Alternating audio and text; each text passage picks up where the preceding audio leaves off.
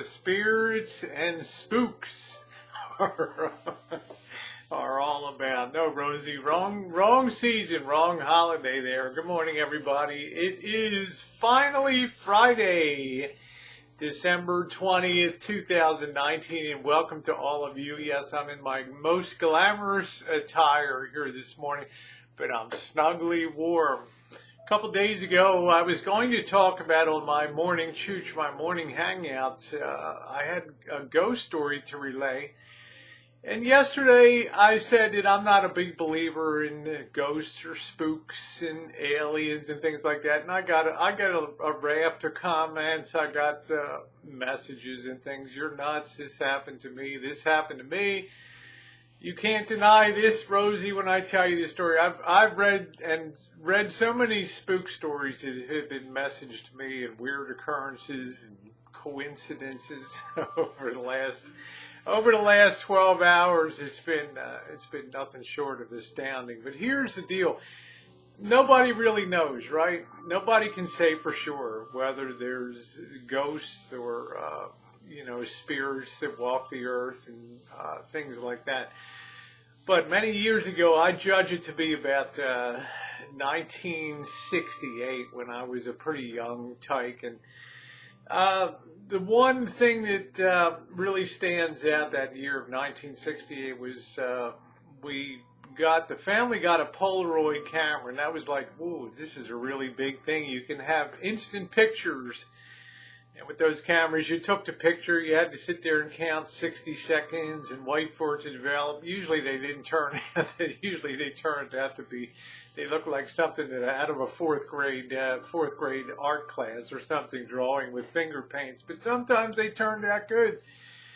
Well, my pops was very enamored with that camera, and he must have gone through about 3 rolls of the film. I think it was in a 10-pack. It came in a cartridge. I think it was expensive as heck at the time.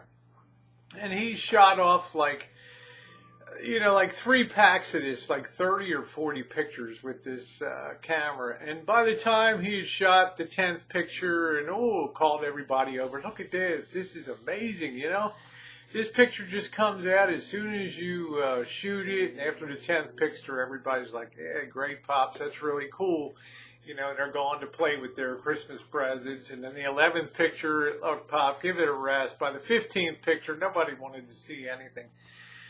Well, he continued to shoot pictures during the day, and he took a picture. Our Christmas tree was by the front door. And it's like he took a picture at an angle where he wasn't standing directly in front of the front door. And he shot the picture. It was probably picture number 27 or something, and threw it in a pile. And nobody really stopped to look at the pictures.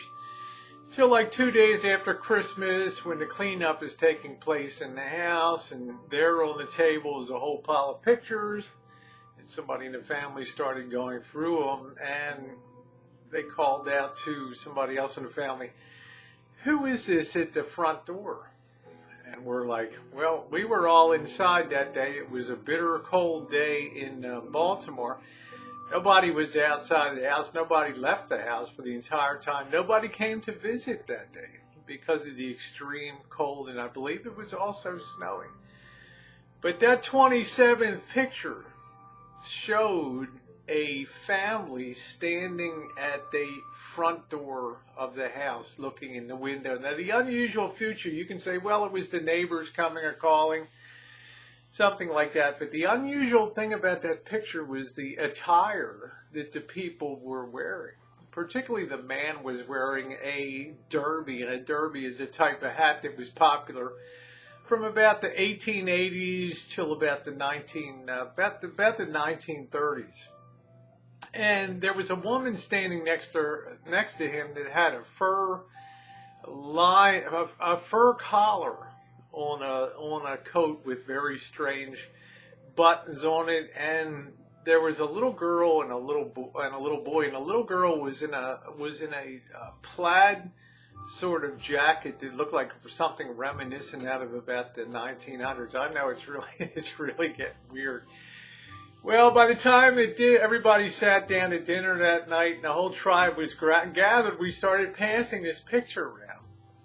And we were just totally astounded to see what looked like a young family, circa about 1910, 1915, standing at the front door looking in all of their attire. And it was such a strange picture because it looked like something that was out of an art gallery where the man was standing very upright and had a very serious look on his face, and the woman had a very slight smile, and the kids were all standing there very stern looking, like you suppose they would take a picture in 1910.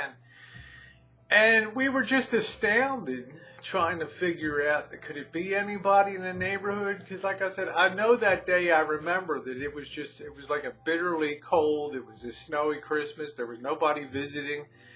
The streets were icy, there were accidents everywhere, I remember hearing on radio.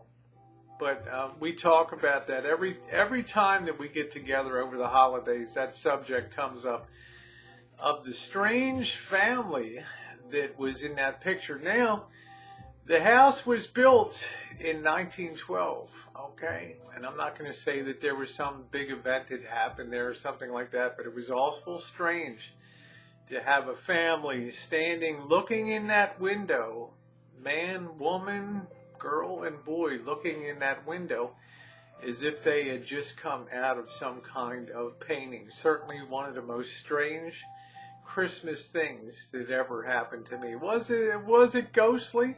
Well, you tell me. It'd also be interesting to know if you have any stories, any unusual happenings or occurrences on the holidays that you can remember. That sure gave us our weirdest but most vivid Christmas memory. Anyway, 5 days until the big day, and yes, I'm full of it. Yes, you are, Rosie, the holiday spirit. That's my ghost story, and I'm sticking to it. Happy Friday, everybody.